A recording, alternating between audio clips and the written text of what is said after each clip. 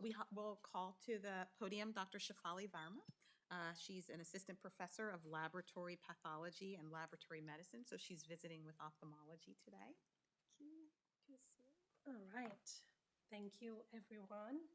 And this is a great segue into me describing about the Penn Medicine Biobank and the intersection of the POAG research that I've been doing with Dr. O'Brien and how we're taking it into the next step for Penn Medicine Biobank. So how I see this is that we know that diseases that an individual present changes over lifetime. This is a great representation from a study that was that was presented in Lancet over a few years ago, and this shows about 300 most commonly occurring conditions that are diagnosed over lifetime for individuals. We know health changes over lifetime. And a lot of this information is captured in the electronic health records. And electronic health records are a tremendous resource because the data is captured and continuously populated in electronic health records, agnostic of the diseases a patient presents. And that's what led into the large biobanks that use electronic health records and genomics together to make discovery. And in electronic health records, there are many components to the healthcare data. In general, electronic health records usually have laboratory measures, as you all are aware here, all the ICD codes, diagnoses codes, and imaging variables that can all be extracted for research.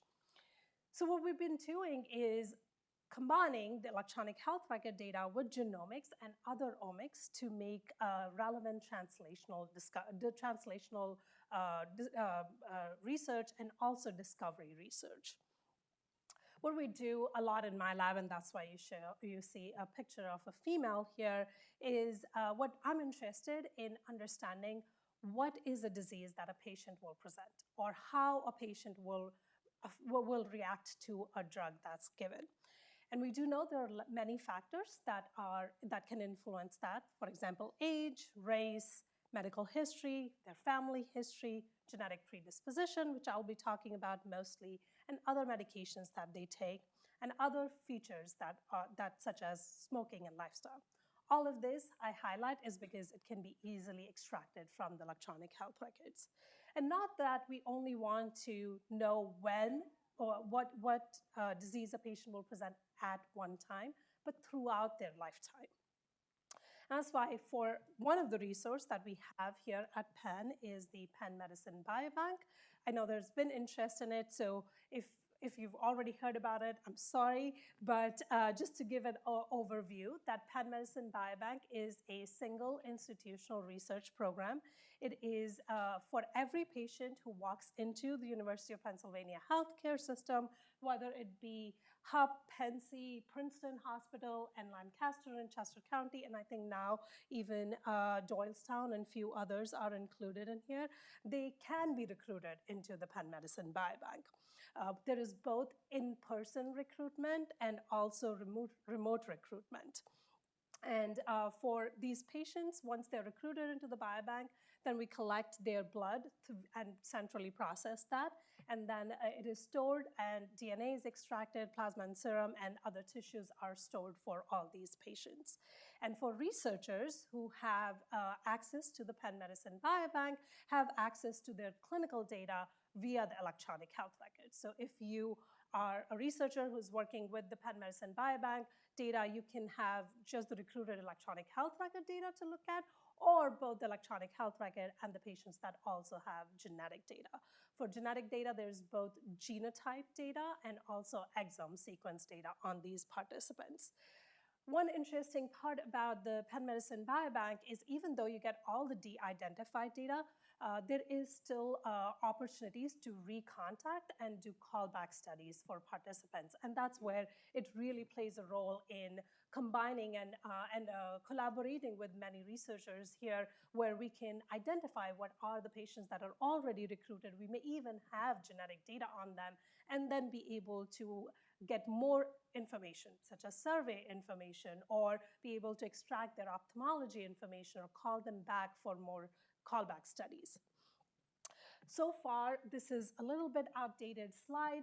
We have approximately 300,000 participants that are recruited into the biobank, and 75,000 of them have their samples collected. That means we do have their banked tissue or blood serum plasma sample, and about 57,000 of them have been both exome sequenced and array genotype.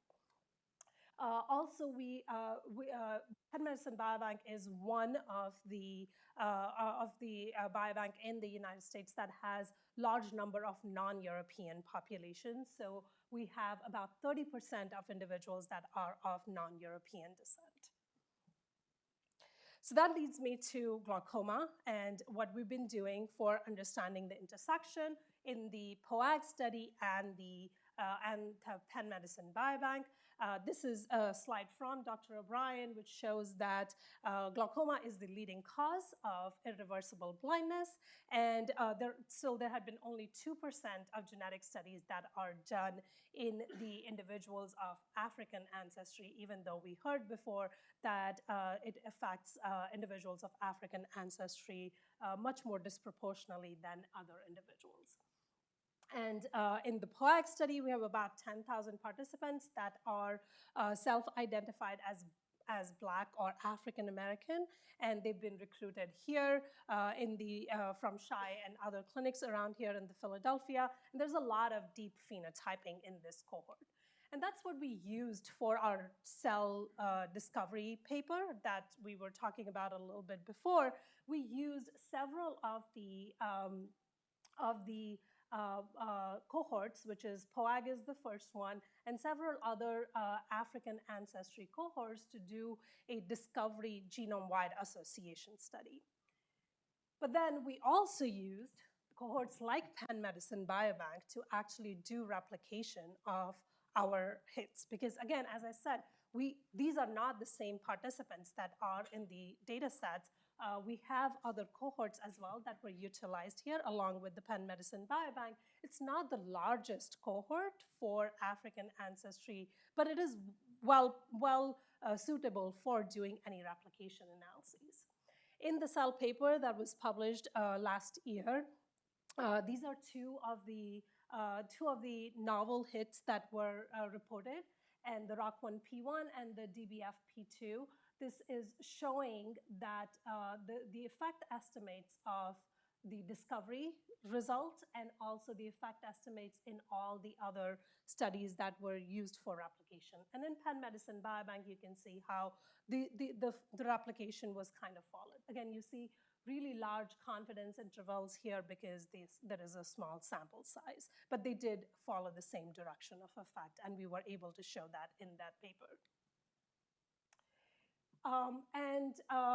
Yeah, I think someone asked this question that I do have that on the slide here, that there are about 46 genome-wide significant loci that we identified in this cohort, or that was significant. We did evaluate all of the 174 loci that are listed here, and about 21% of them replicated in our African-only cohort. So not a large proportion, but 21% replicated. And from this, where we know that all of these variants still, 174 and 46, have an effect on glaucoma. And we want, if we're talking about translational, we want to generate models that will help us identify glaucoma in all individuals. So that's why we use all the 174 plus the 46 variants to generate a polygenic risk score.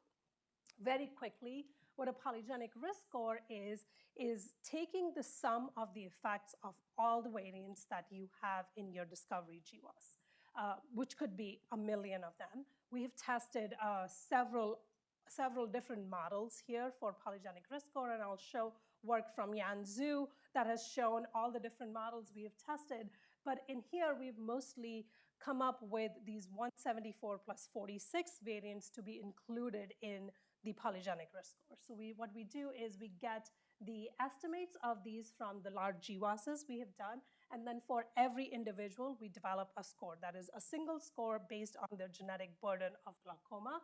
so that you can identify which would be individuals that are at low risk, which is at the lower spectrum of this bell curve, and what are the individuals that would be at high risk based on their genetic study for glaucoma. Again, the long-term goal here is to be able to identify patients with glaucoma that before they experience any irreversible vision loss. And this is what I was saying about all the different that we have tested in the POAG study. And we have a base model that would have just age, sex as the variables in the model. And then we add a genetic risk score, which is the variants that I described, and also combination of genetic risk score that's built by just the variants that are identified in our cell study, or the variants that have been identified by other studies, or combining them together. I will not be going much in details, but happy to talk about these at any time. So so then this comes to what do we do after that, right? We did this in glaucoma with the POAG study, but we want to be able to have these findings that are generalizable and can be applied somewhere else. That's where PMBB, or Penn Medicine Biobank, comes into play. What we did here is we identified cases and control for glaucoma based on the electronic health record. And Kenneth helped us identify how we define people with cases and control. Everyone who is over the age of 35, they are either self-identified or genetically identified as Black or African ancestry. Of course, we wanted to use their genetic data, so they are individuals that underwent genotyping and excluded anyone that had mismatched sex. And from there, we use the ICD code definitions to identify individuals that are the cases. So cases for glaucoma, and individuals who do not have those ICD codes are the ones that are controls for glaucoma. Now, the genetic risk score, or the GRS that I described before, we calculate, because we have the same genetic data on these individuals as well, we calculate the genetic risk on these newer individuals and see how that genetic risk score performed in the Penn Medicine Biobank. And this is an AUC ROC curve showing that it performs with an accuracy of about 76%, which is pretty great for a genetic risk score. In comparison, there are genetic risk scores that are for breast cancer, for example, and that are even in the clinic at this point, that uses about 300 SNPs. And when we test their genetic, the compatibility and generalizability in many cohorts, it's about AUC of 0.6, 0.65. So a genetic risk score built from individuals that had about 10,000 participants and then generalized in this population at a score of 0.76 is really promising. So then Kenneth was asking this question is like, okay, we have people we can identify, but on both tail ends, we have either the true positives or true negatives. There is error rate here, right? People who are at the lower end, there are still people that are cases, which we were not able to identify through the genetic risk score. And then on the higher end, there are still controls that actually were wrongfully identified. So we want to see if there is anything else we can look on these individuals. And that's when Odd Ikuzwe, Sindhika Babo in my lab, and Kenneth did this study in looking at these deviators. So they said, what if we identify people who are deviating from these polygenic risk score and see if there are rare variants that contribute to this deviation between cases and control. So, and again, in Penn Medicine Biobank, we do have the exome-wide data on these participants as well. So for these bottom deviators and top deviators, we identified cases and controls, which will be individuals who are deviating would be the cases, and not deviators would be the controls, and then ran an exome-wide association study. What is an exome-wide association study and how we do this? So exome-wide association studies are done to identify rare variants. So genome-wide association study is where we looked at the common variants, which is mostly the ones that fall at a minor allele frequency of 1% or more.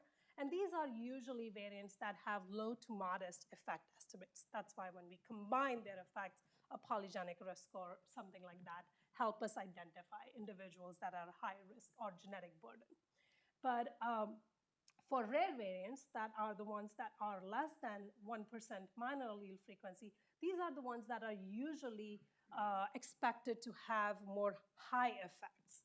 So, so we want to see if, because these are not identified in our common variant GWAS, we want to see if these deviators are the ones that may have some high effect rare variants. I don't think I need to go in that. Yeah, so we do that with using XWAS as a tool.